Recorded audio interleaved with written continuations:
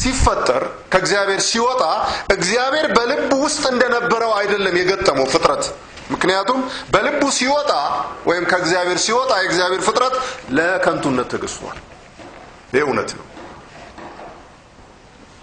ለከንቱነት አስገዝቶታል በተስፋ ይሄንንም ነው የምናየው ስለዚህ ውድቀትና ፍጥረት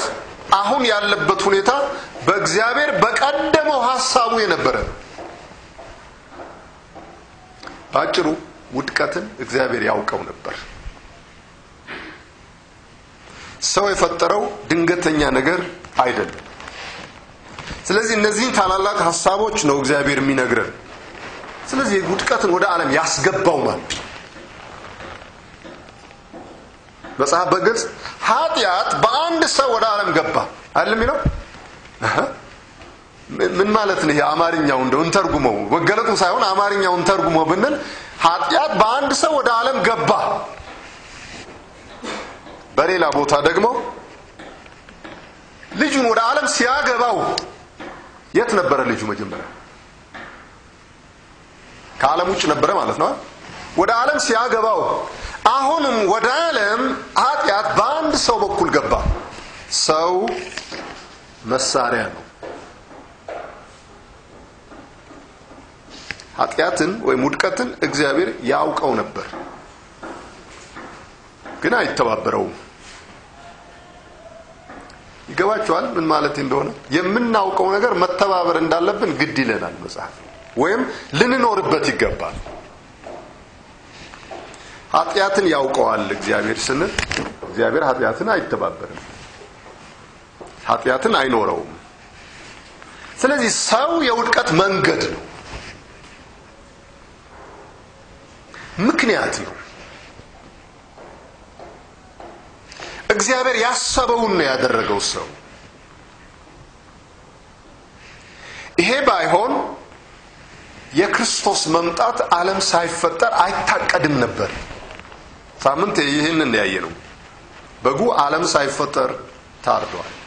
ወይም ከፍጥረት መጀመሪያ ታርዷል እንግዲህ እንዲህ ማለት እንችላለን አዳምና ሰይጣን የውድቀት ተጠያቂ ናቸው ወይ ለዚህም ይመስለኛል ሰው ውድቀትን መክፈል ያልቻለው አዳም ውድቀት ለማምጣት ምክንያት እንደሆነ ሁሉ ደህንነትን ለማምጣት ምክንያት መሆን አልቻለም ስለዚህ ለውድቀት እግዚአብሔር ነው ዋጋ የሰጠው ወይም ክፍያ የከፈለው እግዚአብሔር ይመስገን አትደነቁም በዚህ ይሄ በውስጣችን ሊመጣ የሚገባው አዲስ ሐሳብ አይደለም ሰው በኃጢአት ምክንያት ይሞት እንጂ የኃጢአትን ዋጋ መክፈል አልቻለም ለምሳሌ እስካሁን ድረስ ሰው በእዳው ይኖር ኃጢአትን ይክፈል ሲኦል ይውረድ ሲኦል በኃጢአቱ ምክንያት ስለወረደ ከፍሎ መውጣት ይችላል ጨርሶ አይችልም ሰው በኃጢአት ምክንያት ሞተ እንጂ እዳውን አልከፈለም ሞቶ ግን የኃጢአትን እዳ የከፈለ እግዚአብሔር ልጅ ብቻ ነው ስለዚህ ትክክለኛ የኃጢአትን ዋጋ የከፈለ እግዚአብሔር ነው ያቀዋል ማንነቱ ሰው የኃጢአትን ደሞዝ ከፈለ እንጂ ነፃ አልወጣም በሞቱ ስለዚህ ሰው ተጠያቂ እንዳልሆነ ታውቃላችሁ ወይም ታያላችሁ በዚህ እግዚአብሔር ኃላፊነትን ወስዷል በዚህ ነገር እግዚአብሔር ተጠያቂነትን ወስዷል ስለዚህ ጣልቃ ገብቷል ዓለምን ከራሱ ጋር ያስታርቅ ነበር ስለዚህ ውድቀት በእግዚአብሔር የታሰበ በጊዜው እንዲፈጸም ስፍራውን እንዲዝ ሁሉን በሚያቅ ልቡና አእምሮ የተዘጋጀ ነገር ነው በዛ እግዚአብሔር ባሰመረው መስመር ውስጥ ያለ ነው ውድቀት ደህንነትም እንዲሁ ውድቀትም እንዲሁ እግዚአብሔር አዋቂው እግዚአብሔር ያዘጋጀው በመስመር ውስጥ የነበረ ነው እስቲ ዘፍጥረት 2 ላይ እንሄድ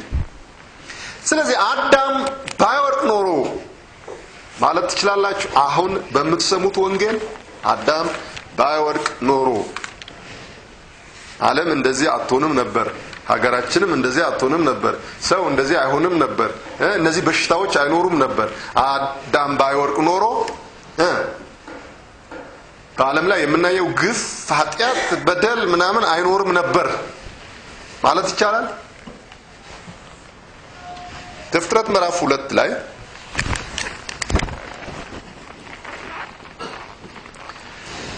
ከቁጥር 9 ምዕራፍ 2 ቁጥር 9 ላይ መጀመሪያ እግዚአብሔር አምላክም ለማየት ደስ የሚያሰኘውን ለመብላት መልካም የሆነውን ዛፍ ሁሉ ከምድር አበቀለ በገነትም መካከል የሕይወትን ዛፍ መልካምና ክፉን የሚያስታውቀውን ዛፍ መልካሙና ክፉን የሚያስታውቀውን ዛፍ አበቀለ 16 እግዚአብሔር አምላክም ሰውን እንዲህ ብሎ አዘዘው ከገነት ዛፍ ሁሉ ትበላለህ ነገር ግን መልካምና ክፉን ከሚያስታውቀው ዛፍ አትብላ ከእርሱ በበላህ ቀን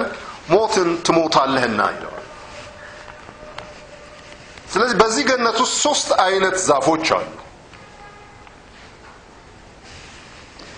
ለማየት መልካም የሆነ ዛፍ ሁሉ አለ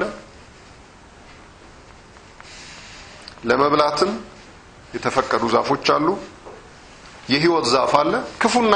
ደግሞ የሚያስታውቅ ዛፍ አለ እግዚአብሔር አዳምን አዘዘው እንዳትበላ በበላህ ቀን ሞትን ትሞታለህ ይሄ እግዚአብሔር ትእዛዝ ነው ምዕራፍ 3 ላይ ጨምረና አንብብስ እባብም እግዚአብሔር አምላክ ከፈጠረው ከምድር አውሬ ሁሉ ይልቅ ተንኮለኛ ነበረ ሴቲቱንም በእውኑ እግዚአብሔር ከገነት ዛፍ ሁሉ እንዳትበሉ አዟልና አላት ሴቲቱም ለእባቡ አለችው በገነት ካለው ዛፍ ፍሬ እንበላለን ነገር ግን በገነት መካከል ካለው ከዛፉ ፍሬ እግዚአብሔር አለ እንዳትሞቱ ከእርሱም አትብሉ አትንኩትም እባብም ለሴቲቱ አላት ሞትን አትሞቱም በእርግጥ ነው በእርሷ በበላችሁ ቀን አይኖቻችሁ እንዲከፈት እግዚአብሔር እንደ እግዚአብሔርም መልካም ክፉን የምታውቁ እንድትሆኑ እግዚአብሔር ስለሚያውቅ ነው እንጂ እግዚአብሔር አንድ ነገር ያውቃል በበላችሁ ቀን አይኖቻችሁ ይከፈታል ክፉና ደግ ታውቃላችሁ ይሄ ዛፍ ቢበላ ምን ሊሆን እንደሚችል እግዚአብሔር አስቀድሞ ምን ያደርጋል ያውቃል ስለዚህ